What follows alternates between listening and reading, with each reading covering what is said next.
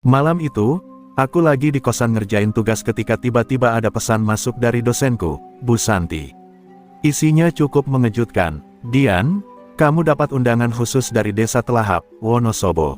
Mereka akan gelar pertunjukan Lengger untuk pertama kalinya setelah puluhan tahun. Mereka ingin kamu yang tampil. Aku sempat bengong beberapa detik.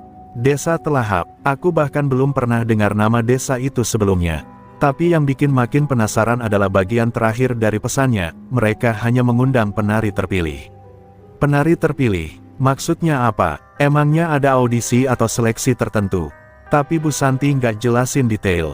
Katanya, ini semacam tradisi lama yang hanya dilakukan di malam tertentu dan oleh orang tertentu juga. Aku nggak tahu kenapa namaku bisa muncul. Tapi sebagai mahasiswa seni tari, apalagi jurusan tari tradisional, ini kesempatan langka. Budaya Lengger itu nggak sembarangan, apalagi kalau tempatnya langsung di desa asalnya. Dengan semangat dan sedikit rasa penasaran, aku langsung mengiyakan tawaran itu. 2 hari kemudian, aku naik bus ke Wonosobo. Perjalanannya lumayan panjang, dan dari terminal, aku dijemput oleh seseorang yang katanya utusan dari desa. Namanya Mas Panji, pria muda dengan wajah datar, tubuh kurus, dan bicara seperlunya. Sepanjang perjalanan menuju Desa Telahap, kami nggak ngobrol banyak. Jalanan makin lama makin sepi, melewati perbukitan yang penuh pohon pinus, lalu masuk ke jalan tanah yang sempit dan berkabut. Rasanya kayak masuk ke dunia lain. Jam tanganku menunjukkan pukul 5:30 sore, tapi suasananya udah kayak malam. Kabutnya tebal banget sampai lampu mobil pun cuma bisa tembus beberapa meter ke depan.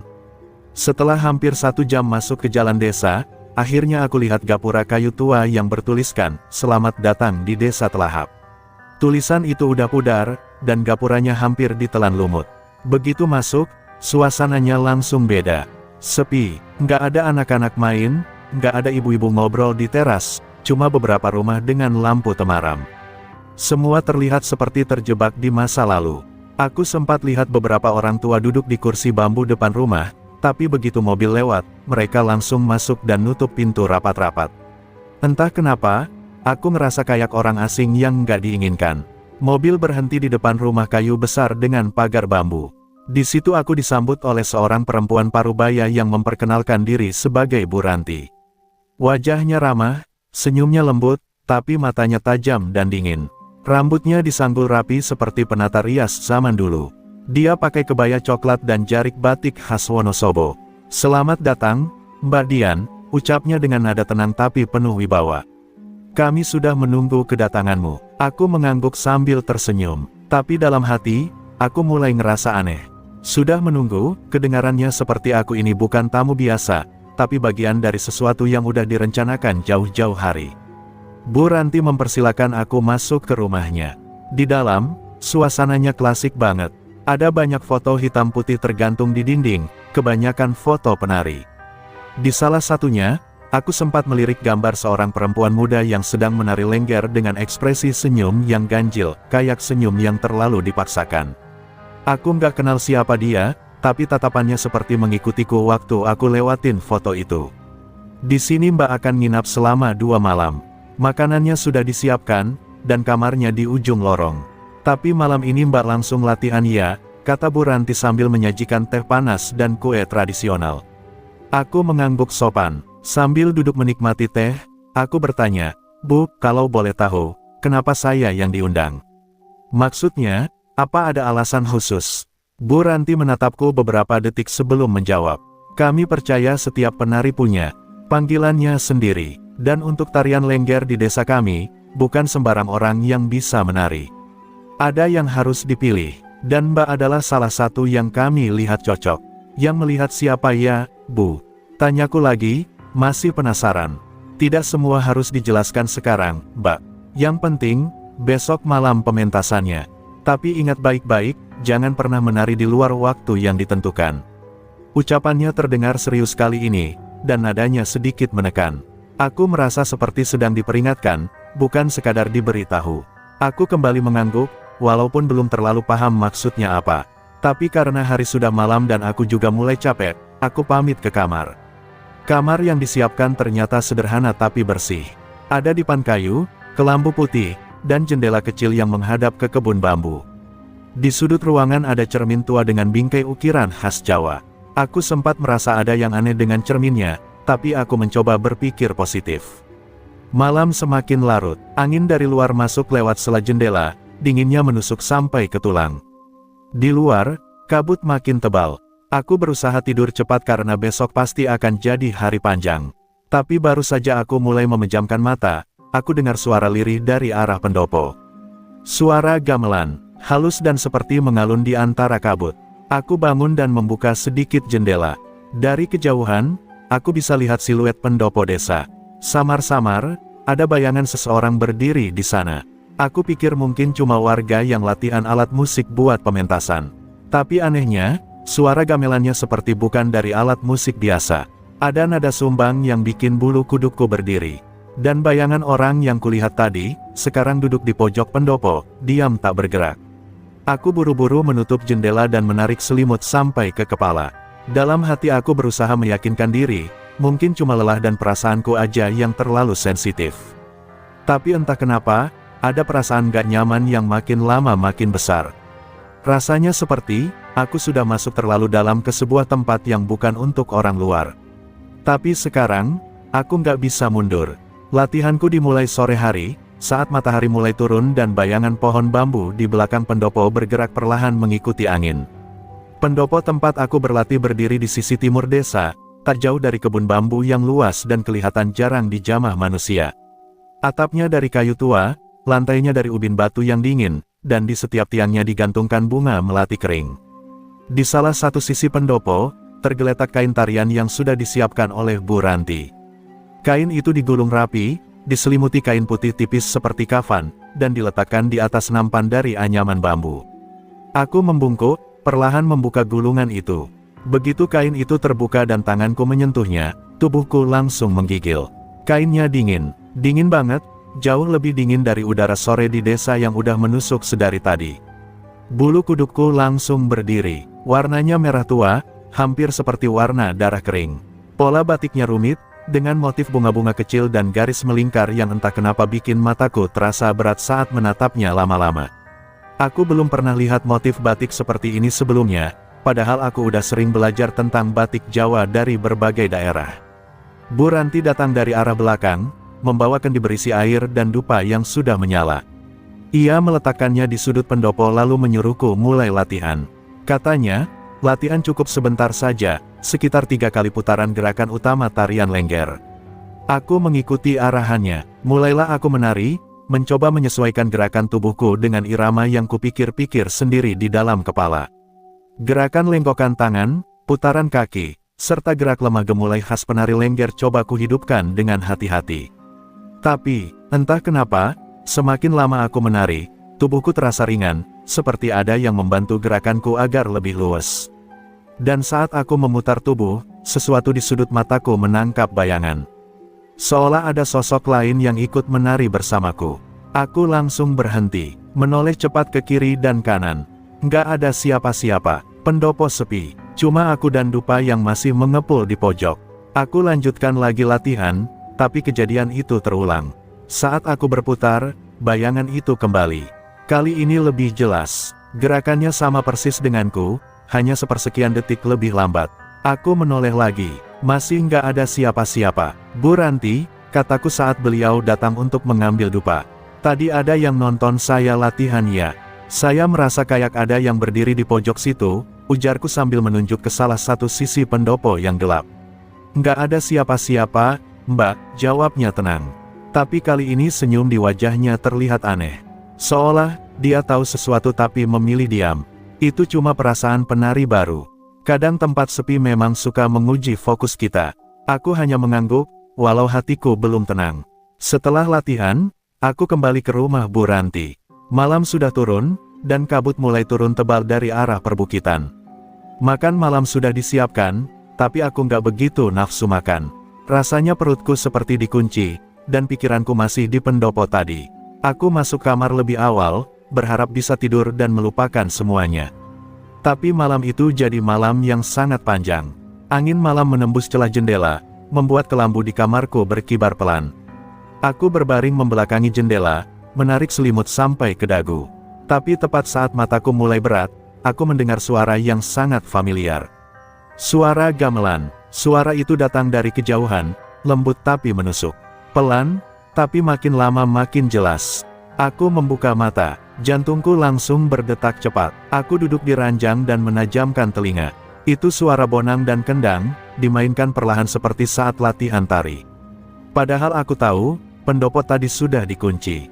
Nggak mungkin ada yang bermain musik malam-malam begini. Rasa penasaran akhirnya menang. Aku bangkit dari ranjang, berjalan pelan menuju jendela, dan mengintip ke arah pendopo di kejauhan. Kabut tipis masih menutupi sebagian pandanganku, tapi dari balik tirai putih itu, aku bisa melihatnya. Di tengah pendopo, di bawah cahaya samar dari lampu minyak, ada sosok perempuan sedang menari. Dia memakai kain merah, kain yang sama persis dengan punyaku. Tapi tubuhnya kurus dan kaku. Gerakannya seperti tersentak-sentak. Kepala perempuan itu miring ke kanan, dan rambut panjangnya menutupi wajahnya. Tangannya bergerak patah-patah, seperti tulangnya nggak utuh lagi. Tapi yang paling bikin aku hampir menjerit adalah, setiap gerakan yang dia lakukan, sama persis dengan gerakan latihanku tadi sore. Dia menari, seperti sedang meniruku. Atau, menggantikanku. Tanganku langsung menutup mulut, nafasku tercekat. Aku mundur pelan dari jendela, lalu langsung menarik selimut dan berusaha membungkus seluruh tubuhku.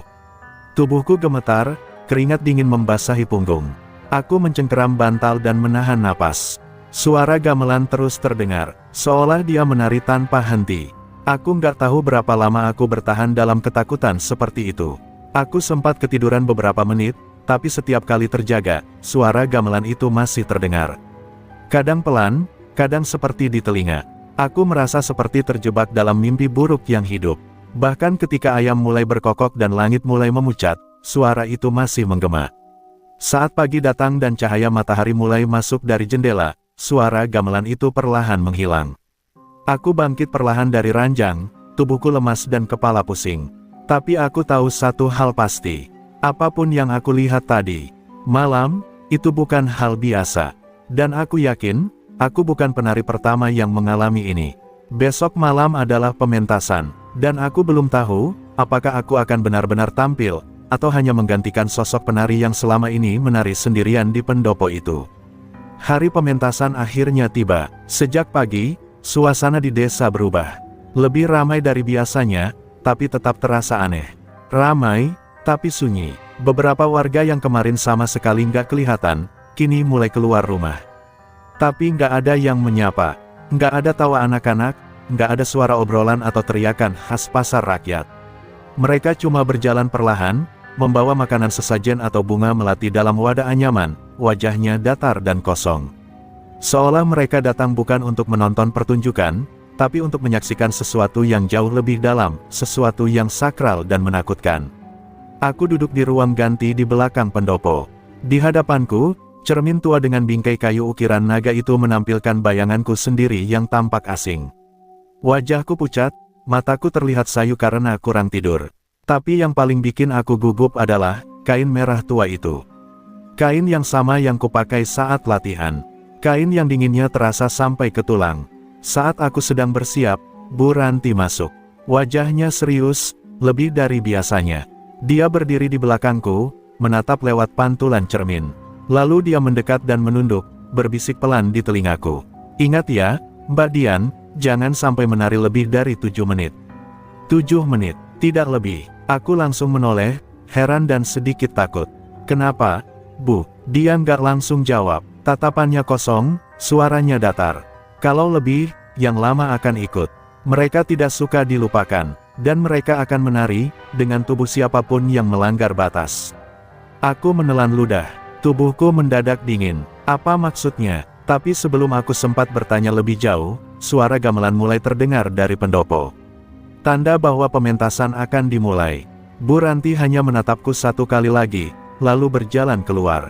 Aku berdiri pelan, merapikan kainku, menarik napas dalam-dalam, lalu berjalan menuju panggung. Langit malam itu gelap, tanpa bintang. Kabut tipis mulai turun dari arah kebun bambu. Pendopo sudah dipenuhi orang-orang desa yang duduk rapi, tapi lagi-lagi, tak satu pun dari mereka bersuara. Semuanya diam, wajah-wajah mereka seperti patung, tak ada ekspresi. Mataku menangkap beberapa ibu-ibu tua duduk di baris depan, menggenggam bunga melati dan memejamkan mata, mulut mereka berkomat-kamit seperti membaca doa. Anak-anak duduk di pangkuan orang tua mereka, tapi semua tertunduk. Asap dupa dan kemenyan memenuhi udara. Aromanya kuat, menusuk hidung dan membuat kepala terasa ringan. Lampu-lampu gantung dari minyak kelapa menggantung rendah di atas panggung, menciptakan cahaya temaram yang bergetar di antara bayangan. Gamelan mulai mengalun pelan, bunyi kenong dan bonang berdenting dalam irama yang lambat, seperti suara dari alam lain. Aku mulai menari. Langkah pertama terasa canggung, tapi kemudian tubuhku mulai mengikuti irama. Gerakan tanganku mengalir, kaki melenggang dengan lembut, kepala ikut berputar seiring musik. Tapi entah kenapa, aku merasa ringan. Seolah ada kekuatan lain yang membimbing setiap gerakanku. Bahkan aku sendiri kaget, karena gerakanku terasa jauh lebih indah dari biasanya. Terlalu sempurna, jauh di luar kemampuanku. Keringat mulai menetes, tapi tubuhku terus bergerak. Setiap gerakan mengalir tanpa bisa aku hentikan. Dan saat aku memutar badan ke sisi kanan, aku melihatnya. Seseorang, atau sesuatu, berdiri di sudut panggung. Seorang perempuan, dia memakai kain merah yang sama. Rambutnya panjang dan menutupi seluruh wajahnya. Tubuhnya kurus dan pucat, dan dia ikut menari. Tapi gerakannya tidak normal. Tangannya bergerak tersentak, seperti sedang patah. Kakinya nggak menyentuh lantai panggung. Tapi gerakannya seirama denganku. Dia meniru semua yang kulakukan. Tapi ada satu perbedaan, kepalanya miring, terlalu miring, nyaris menyentuh bahunya. Aku membeku sejenak, tapi musik terus berbunyi. Tubuhku terus bergerak meski otakku panik. Aku ingin berhenti, aku ingin lari dari panggung. Tapi kakiku seperti dikunci, aku hanya bisa mengikuti. Gamelan mulai meningkat cepat, irama makin keras, makin padat, makin menghantam jantungku. Wajah penonton tetap sama, datar, kosong, tapi beberapa mulai menangis. Aku bisa lihat ibu-ibu di baris depan mulai menunduk sambil membacakan doa. Tangan mereka gemetar, beberapa dari mereka bahkan menutup mata anak-anak mereka. Aku mencoba melawan, tubuhku mulai gemetar. Berhenti, aku teriak dalam hati, tapi tubuhku nggak mau berhenti. Tanganku tetap menari, kakiku berputar, kepalaku menunduk, seperti sedang dikendalikan. Dan sosok perempuan itu kini lebih dekat. Dia ada di sebelahku, menari bersamaku, rambutnya menyapu lantai. Aku ingin menjerit, tapi suaraku hilang. Aku merasa seperti tubuhku bukan milikku lagi. Ada yang masuk, ada yang mengambil alih. Rasanya dingin, perih, seperti seluruh isi tubuhku dikelupas dari dalam. Aku tahu ini udah lebih dari 7 menit. Musik belum berhenti. Aku menatap ke arah belakang panggung, berharap ada yang bisa menghentikan ini. Tapi semua yang kulihat hanya bayangan. Dan suara gamelan, makin cepat, makin liar. Irama itu kini seperti racun yang meresap ke dalam darah. 1 detik, 2 detik. Tiba-tiba, semuanya berhenti. Gamelan terhenti mendadak, sunyi. Sosok perempuan di sebelahku menghilang begitu saja, seperti kabut yang tersapu angin. Tubuhku ambruk ke lantai, nafasku terengah-engah, jantungku berdetak tak karuan. Lalu, gelap. Aku nggak tahu berapa lama aku pingsan. Tapi dalam gelap itu, aku melihat bayangan wajah-wajah. Wajah para penari. Mereka menatapku, pucat, mati, matanya kosong. Di antara mereka, ada satu yang tersenyum. Senyum aneh yang pernah kulihat di salah satu foto di rumah Bu Ranti. Penari yang menghilang. Dia mendekat padaku, lalu berbisik, "Sekarang, giliranmu." Dan aku terbangun dengan teriakan. Tapi yang keluar dari mulutku hanya napas berat dan suara parau. Tubuhku terasa lemas, pandanganku kabur. Tapi aku tahu satu hal, aku tidak sendiri lagi. Aku terbangun dengan tubuh seperti abis digila stroke. Kepala berat, kaki pegal, tenggorokan kering. Pandanganku kabur, dan butuh beberapa detik buat menyadari kalau aku masih di kamar rumah Bu Ranti. Tapi aneh, sangat aneh. Udara pagi yang biasanya sejuk kini terasa dingin dan sunyi, terlalu sunyi. Nggak ada suara ayam berkokok, nggak ada gemericik air dari sumur, bahkan suara angin pun seperti lenyap. Aku duduk perlahan di ranjang, menoleh ke arah jendela. Kabut masih menggantung rendah, tapi yang bikin merinding adalah, rumah ini terasa kosong. Nggak ada jejak kehidupan. Aku berdiri, berjalan keluar kamar. Lorong rumah itu remang, dan setiap langkah kakiku bergema keras, seolah rumah ini nggak lagi dipenuhi orang, tapi hanya dinding-dinding kosong yang menunggu bisikan dari dunia lain. Bu Ranti, panggilku pelan, berharap beliau ada di dapur atau ruang tamu. Tapi nggak ada jawaban. Aku terus berjalan melewati ruang makan, lalu membuka pintu depan. Dada ini langsung terasa sesak. Desa Telahap kosong, benar-benar kosong. Jalan tanah yang semalam dipenuhi warga kini terbentang sepi. Rumah-rumah tertutup rapat, jendela-jendela kayunya terkunci seperti tak pernah dibuka. Tak ada anak-anak, tak ada orang tua, tak ada siapapun. Seperti desa ini sudah ditinggalkan selama bertahun-tahun. Aku mulai panik, napasku memburu. Aku berlari ke tengah desa, ke arah pendopo. Tempat aku semalam menari. Aku berharap bisa menemukan seseorang, siapa saja, yang bisa memberitahuku apa yang sebenarnya terjadi. Tapi begitu sampai di sana, aku langsung berhenti. Pendopo itu masih berdiri, tapi suasananya lebih suram dari semalam. Tiang-tiang kayunya menghitam, seperti terbakar dari dalam. Lantai batu tempat aku menari malam itu sekarang dipenuhi debu halus berwarna merah. Dan di tiang tengah pendopo, tergantung sehelai kain merah tua, kain yang kupakai semalam. Tapi kain itu kini robek di bagian bawah, dan noda hitam memenuhi bagian tengahnya, seperti bekas terbakar atau darah. Aku mendekat pelan, napasku tercekat. Tiba-tiba, dari sudut pendopo, aku melihat seseorang duduk membelakangi. Sosok itu mengenakan pakaian yang sangat familiar, kebaya putih dan kain batik merah. Jantungku langsung berdebar kencang, karena aku tahu, itu aku. Tubuhku sendiri duduk diam di pojokan.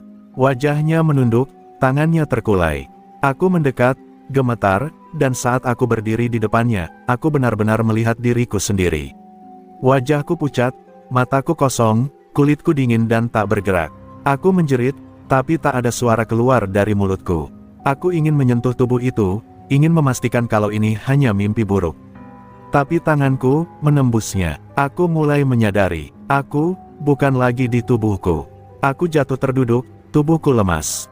Apa yang terjadi? Kenapa aku bisa melihat diriku sendiri? Kenapa aku merasa seperti melayang? Tanganku terlihat transparan di bawah cahaya pagi yang redup. Aku bukan lagi manusia. Dan saat itu, dari kejauhan, suara gamelan kembali terdengar. Tapi kali ini nadanya jauh lebih pelan, seperti diputar dari dunia yang berbeda. Suara Bonang dan Saron itu bergema lembut, mendekat perlahan dari balik kabut. Aku bangkit, berbalik ke arah suara itu, dan melihat barisan orang-orang muncul dari balik kabut. Mereka berjalan lambat, mengenakan pakaian adat. Tapi wajah mereka, bukan wajah biasa. Kulit mereka pucat seperti kapur. Matanya kosong dan menghitam, sebagian dari mereka bahkan tidak punya kelopak mata. Ada yang membawa bunga melati, ada yang membawa dupa menyala. Mereka semua berjalan ke arah pendopo, langkahnya teratur, tenang, tapi mencekam. Aku berdiri membatu saat mereka semakin dekat. Lalu aku melihat seseorang di antara mereka. Sosok perempuan dengan rambut panjang terurai dan kain merah yang sama seperti milikku. Dia berjalan paling depan. Dan saat jaraknya hanya beberapa meter dariku, dia berhenti, dan melambai ke arahku. Dia tersenyum, tapi senyumnya dingin, seperti senyum dari orang mati. Dan yang membuatku membeku, wajahnya sama persis denganku. Dia menatapku dengan mata kosong yang tak berkedip. Seolah mengatakan, kamu sekarang bagian dari kami. Lalu dia berjalan masuk ke pendopo, diikuti oleh barisan makhluk-makhluk yang tampak seperti warga desa, tapi bukan manusia lagi. Aku mundur perlahan, tapi tubuhku seolah tertahan. Aku merasa ditarik. Musik gamelan semakin keras. Asap dupa memenuhi udara. Dan tiba-tiba, semuanya berputar. Dunia di sekitarku menjadi kabur. Cahaya berubah merah. Dan suara-suara itu mulai membisikkan namaku. Dian, Dian, penari yang terpilih, selamat datang. Aku ingin kabur. Aku ingin lari sejauh mungkin. Tapi tubuh ini sudah bukan milikku. Aku merasa seperti benang boneka, ditarik, digerakkan, dipaksa untuk ikut. Dan tak lama kemudian, langkah kakiku mengikuti irama gamelan.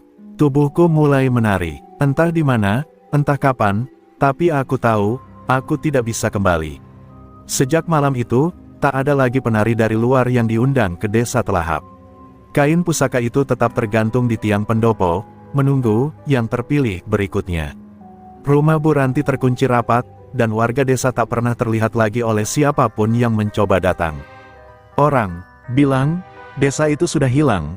Ada yang bilang jalan menuju Telahap kini tertutup hutan dan tak bisa ditemukan di peta. Tapi pada malam-malam tertentu, jika kabut turun dan angin berhembus dari arah Gunung Sindoro, konon suara gamelan akan terdengar samar dari balik pepohonan, suara tarian lengger, yang tak pernah selesai. Dan aku masih menari, tapi tidak lagi di dunia yang sama.